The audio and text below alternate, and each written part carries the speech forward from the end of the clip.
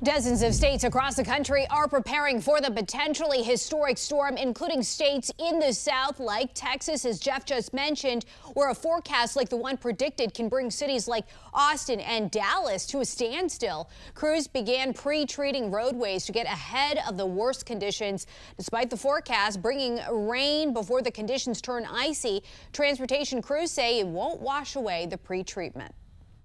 When we put our saltwater solution down, it dries. If you've seen it on the roadway, it looks like pinstripes down the lane of the roadway. That clings to the roadway, so a decent amount of rain is not going to wash that away. We can always retreat if necessary. When moisture hits the brine put down, it activates it. The department is treating the most heavily traveled roads in central Texas first, but crews advise you stay off the roadways this weekend, even if your vehicle has four-wheel drive, because the conditions from this storm obviously can change quickly. We will continue to track this storm for you, both on air and online, as it makes its way across the U.S. And for the latest information, don't forget, you can also head to our website, thenationaldesk.com. Across western North Carolina, the cleanup and recovery just getting started. Asheville crews have been working around the clock to clear those roads and protect critical infrastructure and try to keep those essential services running. Joining us this morning is Asheville Assistant Fire Chief Jeremy Knighton. Chief, good morning to you. Thanks so much for joining us. What are the top priorities this morning as the city kind of moves from response into recovery? Absolutely. The top priorities here are just we still have some winds. We still have some low temperatures. We're trying to get out there and assess all of those secondary roads now. The main thoroughfares are clear. However, our emergency response plans and our emergency operations plan is still in effect. I'm in the EOC now, which we're still activated. But I think the biggest thing is just to let people know that we're trying to get things turned back on. Our transit, the mobility of our community is very, very important. And so we're trying to work toward the safest restoration of those services as we can. What are you seeing? What are the biggest challenges you guys are seeing right now as far as the progress that's been made overnight? Where are crews still focused? Like I said earlier, some of the different, based upon our topography, different parts of our community, shaded a little bit different. In the city of Asheville, we have 400 miles of roads that our crews used, 41 different crew members and 30 pieces of equipment through the night, and have been going through the night for 3 days, trying to make this recovery as quick as we can so we can get back to normal. What should residents expect today? Today, you'll see a lot of communication coming out about tomorrow, what to expect as we try to get the kids back in schools, assessing damage potentially, watching out for those tree downs, and again, making sure that they're looking all around for down power lines and things like that. We have a lot of wind coming through the city right now, and so with the ice that's on the tree limbs and the ice that could be on the sidewalks, just remain vigilant and keep up that situational awareness of where you're going and what you're doing, and bundle up. Yeah, no doubt. A critical reminder too, as we were watching some of the video with, drivers still trying to get out there and navigate. If you park on the road or you get stuck, plows cannot do their job. So put this storm in context. I mean, this area is still recovering, many parts of western North Carolina from Hurricane Helene. How did lessons from that storm shape how Asheville handled this winter storm and this recovery phase? Absolutely. Just like we did during Helene, our community stepped up to help us. We were able to mobilize very, very quickly through close communication and coordination with all of our partners, our business community. We gave some instructions. We opened up our parking decks. And so it was a true whole community approach in response to this storm. And a lot of those lessons we learned in Helene, again, a lot of folks, there's still some vulnerabilities out there. Our partnerships with our energy partners and even the business community, it was a good chance for us to reignite some of those relationships and touch base. And so there was a lot of old friends that we talked to on the phone, and as well as in person, that we and sometimes hadn't seen since then. But yeah, so it's good. We're in good shape now as the roads begin to clear up. Hopefully the sun comes out today and we get back to normal. But again, the cold that we're experiencing is not out of the woods yet.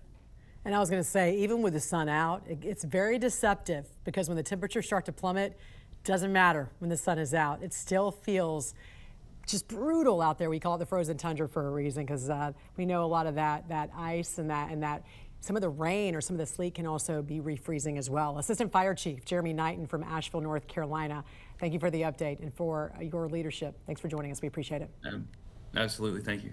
Temperatures have dropped into the single digits in some areas. Wind chills dipping even below zero in many states. And joining us right now is storm chaser Brett Adair with new video from Mississippi and Alabama. Brett, good morning to you. You currently are in Alabama, which did get hit with that ice storm. What are conditions like right now, and how have they changed since the storm hit over the weekend?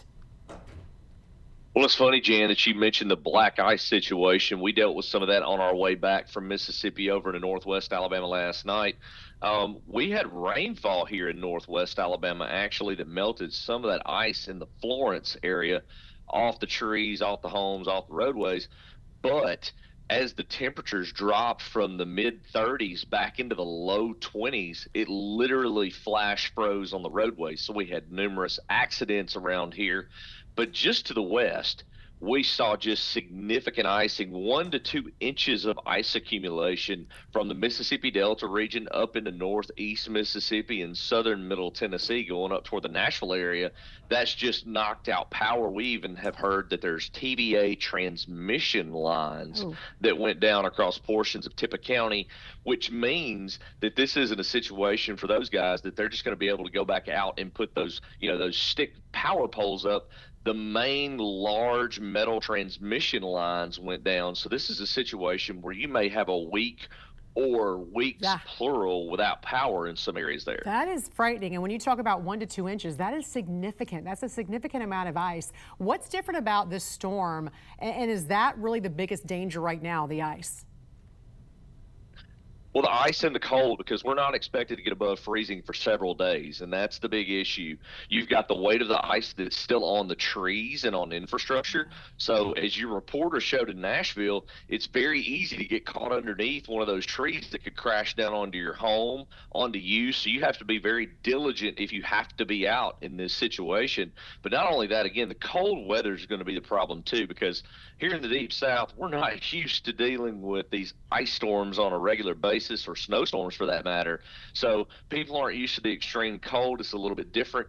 The equipment to clean this up isn't as readily available as it is in the northern states. So again, this is going to be a pretty long recovery process through much of the week, and you're going to see many school systems that are going to remain closed at least through the first half of the week, if not all week, due to the dangers ahead.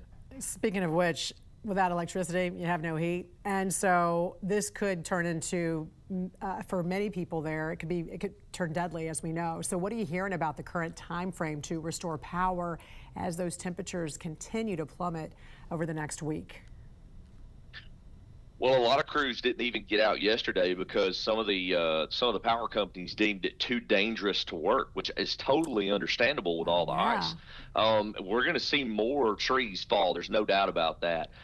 Yesterday, it sounded like shotgun blast when we were out filming some of this video there you see in Corinth, Mississippi, because, again, over an inch of ice was on the trees. So we had to be pretty careful, too, and stay in open areas. We're using the drone there so that we could get better shots while we were in the open areas just to stay away from those trees. So it's going to be several days in many of these areas that the power remains out. And, again, there's warming shelters open. Our best advice is to monitor your local officials. Emergency management agencies are giving great information in terms of those warming shelters if you have any needs in the local areas. What are your top do's and don'ts for anyone who needs to get out in this mess? Well, the biggest thing is if you're in one of these areas that was hardest hit, if you don't have to get out and you have power, don't. If you do, you just have to be extremely careful, again, because the roadways still have some ice compaction. You must remember, in some of the videos, you'll see there's a white covered roadway because some sleet actually fell before the freezing rain changeover. So as that's gotten driven on and compacted down, you're not going to see that layer of ice over the top. So a lot of these roads are still unsafe. Now, there will be some melting as the sun comes out, even as the temperatures are above or below freezing, I'll say, because you got some of that radiational warming from the sun that will assist in melting, but that's just going to refreeze again later as the sun goes down, and then the icing situation on the roads could get worse. So if you do have to do anything, do it during the day, because a lot of these cities are totally black at night right now because they have no power. Wow. All right, Brett, we appreciate you joining us this morning. We'll be checking in with you throughout the morning as we continue tracking Winter Storm Fern and visit other parts of the country dealing with the recovery and the impacts. Thank you.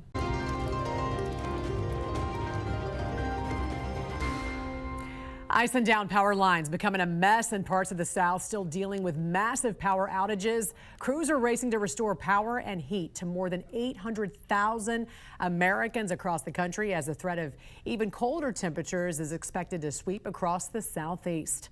Joining us now with an update on the power outages is the spokesperson for Duke Energy, Jeff Brooks. Jeff, good morning to you. Still early Monday, and crews I know have been, out there getting a full picture of what's been left behind with this storm. So what are we looking at this morning with the initial damage assessment, power restoration, and how would you compare really this storm to past winter storms?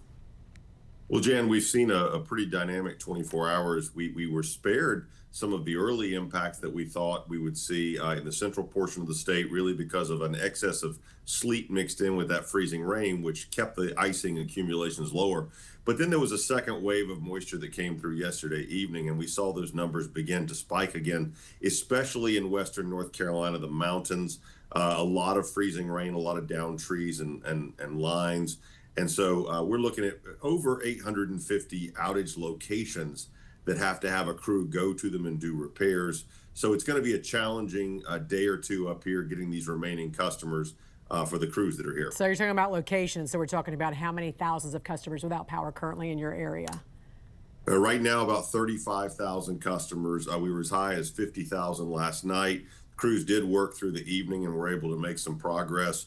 And of course, we have a lot of additional reinforcements in the state, so a lot of resources we can push into that Henderson County, Buncombe County, upstate of South Carolina as well. All those areas that saw Helene damage, a couple years ago, now are faced with some of these kind of conditions again, but it's a winter storm. And Jeff, a lot of people want timelines. So what should customers realistically expect today and tomorrow? And how are you deciding which areas get power back first? Well, we work to restore as many customers as we can with every restoration, as well as getting emergency services up. Again, we've got about 850, 860 outage locations. So a crew has to go there, fix a broken line, a broken pole. So we're looking at probably at least a couple days to get all of this cleaned up. We're going to put as many resources as we can into those areas to try to accelerate that. But as you've noted before, you've got tough terrain, you've got down trees, hard roads to pass. So there's just a lot of difficult, challenging conditions they'll be working in. Yeah, that can slow the process. Some of the biggest challenges, I'm sure, are those down trees and all the ice they have to get around. Safety, always a big concern, from those down power lines to generators. And for customers who may be without power or worried about losing power, what's the most important guidance right now in terms of safety and preparedness?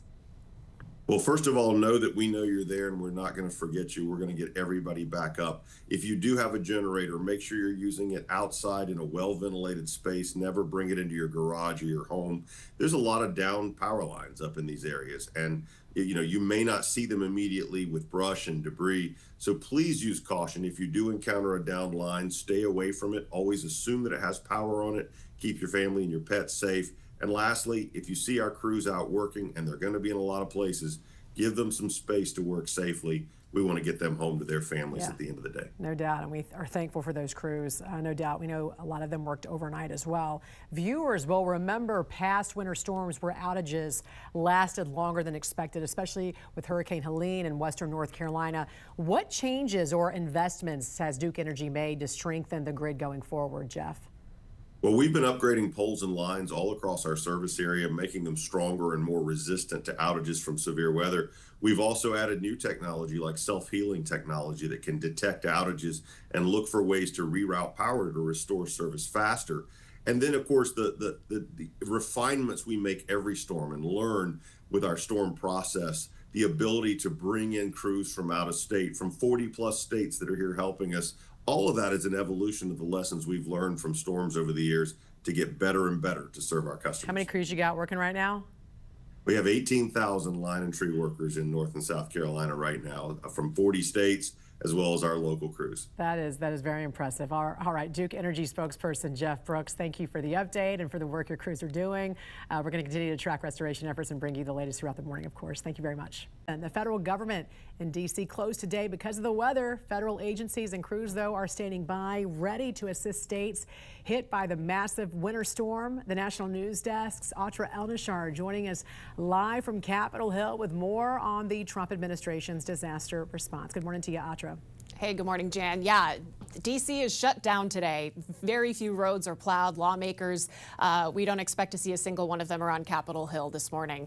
So you were mentioning earlier that President Trump began approving those emergency declarations for about a dozen states in the storm's path. And most of those are in the southeast and just aren't used to all this snow. They haven't invested in the infrastructure. Folks aren't used to the frigid temperatures. Like you said, Mississippi, Kentucky, Tennessee, etc.